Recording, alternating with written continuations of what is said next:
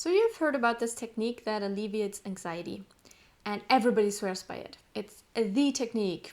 It's amazing. It has helped thousands, even millions of people. Naturally, you try it for yourself. And it doesn't work. Or it makes things worse, so you actually feel more afraid. What is going on? Hi, I'm Miriam, and I teach emotional intelligence skills. Welcome to EI for Life.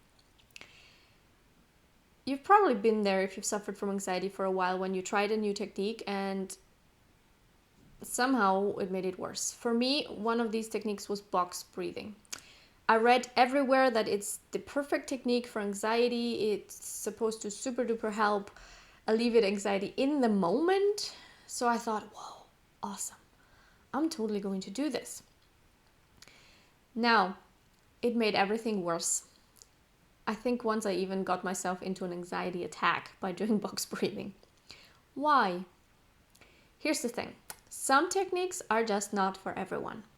Box breathing was not for me at the time. It was the holds, the breath holds, that were really causing my body extreme anxiety. So they made my fear way worse. When I tried to do box breathing, it, pushed me through the roof, my fear levels through the roof. Not for me at that time. I can now do it. Still not my favorite breathing technique.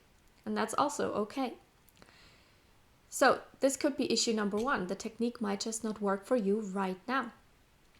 The next thing, techniques that are supposed to help you while you feel anxious, so alleviate anxiety in the moment, need to be learned while you are reasonably calm first. Why? When you experience anxiety, what this means is that fear is taking over. The higher your base levels of fear are, the higher your levels of fear rise, which means you might be in survival mode, even if you are just thinking about making a phone call. And when your brain is in survival mode, it actually takes over. So the automatic part of your brain takes over, and the conscious part, the one that can go, okay, step 1, and now I'm doing step 2, and I'm doing step 3, that part is simply not working. It's just, there's no brain space for that because you're trying to survive. So you cannot do a technique you are not actually very familiar with while you are on a high level of fear. This means any technique you want to practice while you experience anxiety has to be learned while you feel reasonably calm-ish. I get it, if you suffer from anxiety, calm-ish is maybe the best, like low levels of fear is the best you can get, absolutely. But practice them when you are not particularly anxious about something, okay? What do I mean by that? So you cannot just watch a YouTube video and follow along once. You have to actually practice the technique actively, repeatedly, over the course of several days. You gotta learn it. You gotta learn how to do it, and you gotta practice it until it becomes so automatic that you do not have to sit down and think, okay, step 1 was what? Okay, now step 2. Because that's your conscious mind. And your conscious mind doesn't work when you are afraid. Okay, so learn the technique. Then the next part. There are some techniques that are not actually meant to alleviate anxiety in the moment. The focus is more on keeping those base levels low, helping you after an anxiety attack to lower them even further. So releasing fear at any time. These techniques include something like movement or going for a walk.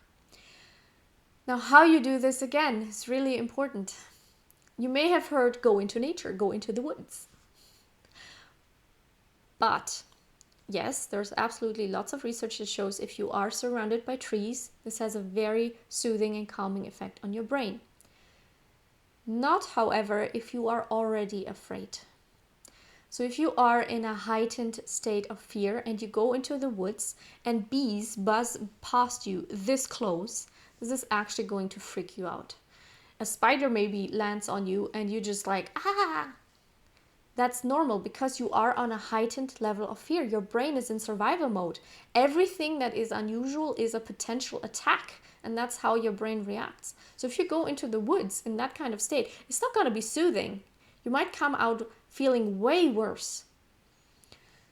So some techniques like walking and movement need to be always adapted to how you feel in the moment, and they need to be done preventively. So what does this look like? When I had severe anxiety, I couldn't go outside. So it doesn't matter if people told me, just go into the woods. That was just not happening. So exercise also, no, it didn't work. What did I do instead? I stopped thinking of exercise and instead focused on movement. And I found a way to move indoors. It's as simple as that. I started to do yoga because that worked for me. Maybe you want to try Qigong. Maybe you want to try even just walking up and down the hallway. Seriously. Any kind of movement is good for your body because it's good for your muscles.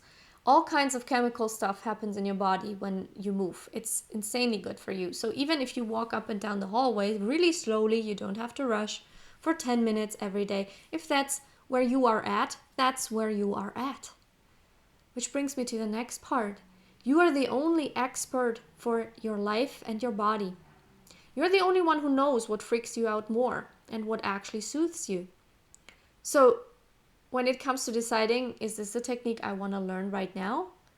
Listen to yourself and nobody else. It doesn't matter if it helped millions of people. It might not be the right technique for you right now. It might work later. I do go on walks in the woods for a long time now. No problem. Actually relaxing, super soothing. But years ago, if I had tried that there, I would have probably ended up in a fetal position somewhere in the forest. So listen to yourself. Do not fight the fear. It's just a signal. It's your nervous system in a heightened state. And you got to get that state down. And how you do that depends on you, depends on where you are right now. Take it slowly. So find techniques that work for you right now. Practice them while you are reasonably calm. And if you are in an actual anxiety or panic attack, just understand there's really not much you can do. Even breathing techniques are supposed to be practiced while you are, when you've noticed the first hints of anxiety. When you are in an actual anxiety attack, I have a separate video on the few steps you can do to take care of yourself, but you do have to just write it out. All right, the video will appear somewhere on the screen. If you want help with what kinds of soothing techniques you can start with, I have a free course, A Month of Peace, and in it you will learn my 5 most effective soothing techniques when I had anxiety. So these are the ones that helped me get out of it. It's a free course. You can sign up. The link is in the description. But with any technique you want to learn, just remember you got to practice it, especially if it's a complex one with several steps, more than one step. You got to practice it while you feel reasonably calm. You got to pick the techniques that work for you right here, right now, and you got to listen to your body. If something doesn't feel right to you, it's not right for you right now. Doesn't mean it won't be right in the future, but for right now, this is where you start. Don't freak yourself out. You're already freaked out. Don't make it worse. Be kind to yourself. Be kind to yourself, listen to yourself, and know that yes, it does get better. All right, all the best to you, and I will see you in the next video.